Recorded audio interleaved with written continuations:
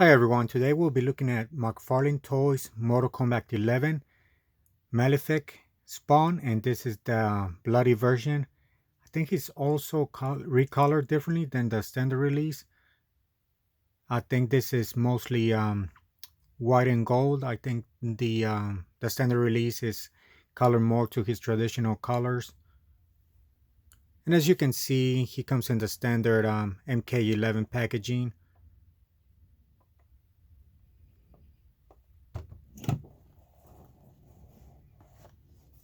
And I do apologize for the box. Fortunately, this is how I received it from Amazon. I tried my best to put it together, but it just looked worse, so I have to review it this way. But as you can see, I think the repaint really does look better than the standard release. So that's why I got it. I was gonna skip on this version. I wasn't even aware that there was a bloody version. And the other reason that I got it too, I think it resembles more of I'm getting a medieval Spawn from this look. So I just got it just for that. I may repaint it myself or see if I can try some of the older heads from medieval Spawn and just put it on the figure. I think this design is really well done. It takes some cues from the original, but it's unique to be its own thing. I don't know if this figure's from the comics or just from the game exclusive. I haven't really read the comics, um, the recent one, so I stopped at issue 150 or 160 around there. But let's take the figure out of the packaging and see how it is.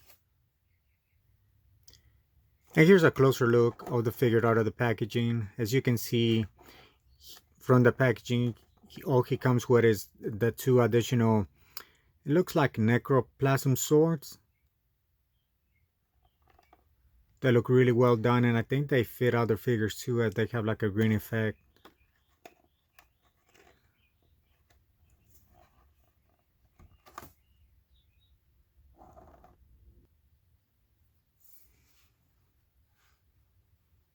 And this is a closer look at the figure. As you can see, it has a unique sculpt. I think it uses the same body as the regular Spawn, but the armor is sculpted there. And I really like the details on the boots too. They did a really great job. It's just plain white, but I think the sculpting really pops and makes them look really well done. I also think the gold too, and the blood too, it looks really well done. It has that glossy finish, so it does give it that shine that is he just cut somebody up. So, and as for articulation, it does have the ab crunch. It's not much movement, as you can tell.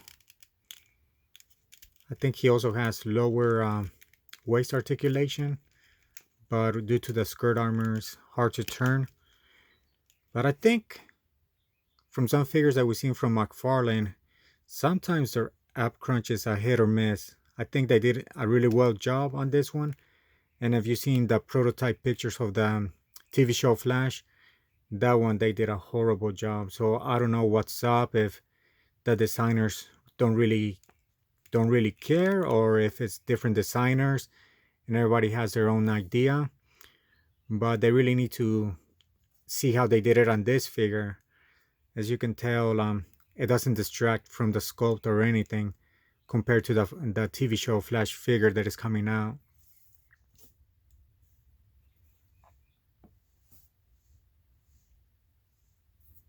And here's a closer look at the head sculpt. Looks really well. And as I mentioned before, sort of like a mix of Spawn characters. To me, it reminded me of Medieval Spawn, but there's another Spawn that I can't remember his name. I think it's also Necroplasm Spawn or Necro Spawn or something like that.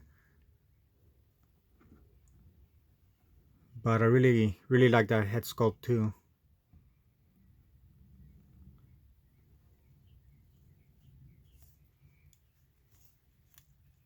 So back to the articulation, he does have butterfly joints, bicep swivel,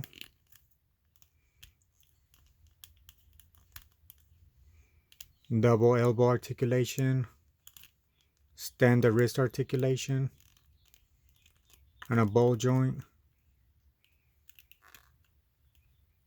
The armor doesn't, you cannot take off the armor, it's glued on, but as you can see the sculpted details. He does have some leg articulation, but I think due to the design and how it's sculpted, you cannot really turn the legs.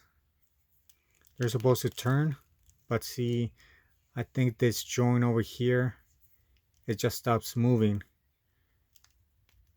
So I think McFarlane needs to either add a cut on the upper leg, especially with figures that have skirt armor. That way you're able to rotate the leg and have better range of motion. And the usual double knee articulation where one point gets stuck. Well, I gotta say this one is a lot smoother than other figures, so I'll give it that. I think that's something too that McFarlane needs to work on, is the knee articulation. Some of their joints, if you handle their figures too, always get stuck either the bottom or at the top. He does have the standard toe articulation, which I think is a nice addition. Ankle articulation, which on McFarlane figures that have a boot design, I think they do a really well job, well done. But I think on the regular figures they gotta work on that joint where you could clearly see the ball, like a tumor. Somebody has said that a tumor on their ankle. But with this one, with the boot armor, it's pretty well hidden. It does hinder the movement a little bit, but we know that some of those figures are limited to movement anyway. So, and as for the cape, is the standard sculpt, I think, from the regular release. Unfortunately, this one comes with a little bit of paint smears from the factory, but other than that, it's just glued on. I think it's the same cape, but I think this figure shines in the sculpt, and especially if you want another Spawn, or if you're not a big fan of the regular design. But as you can see, you can add it to your collection as just as a standby.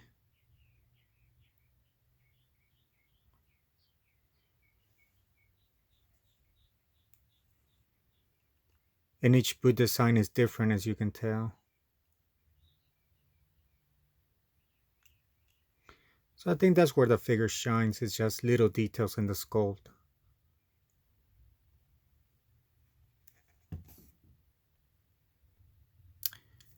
As for his sword effects, all you do is you just plug this in into his hands.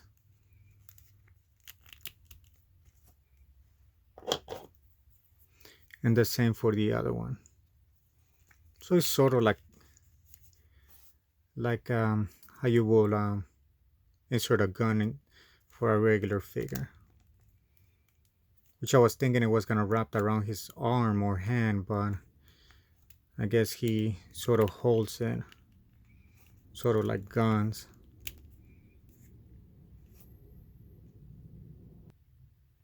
This is how the figure looks, holding his energy effects. He looks really well, just, he has a nice presence in your collection. And I don't know if I mentioned it before, he does come with a regular stand. I just didn't want bother taking it out. But that's pretty much it as for accessories. So I'll recommend this figure if you're a Spawn fan or just like to collect comic figures or just want to add a Spawn to your Batman collection just for it to just be a stand-in, I do recommend this figure. I think it's really well done, especially for $20 compared to the Kickstarter that is gonna come out. I'll say, yeah, get this figure now. And let me know if you have any questions, and thank you for watching.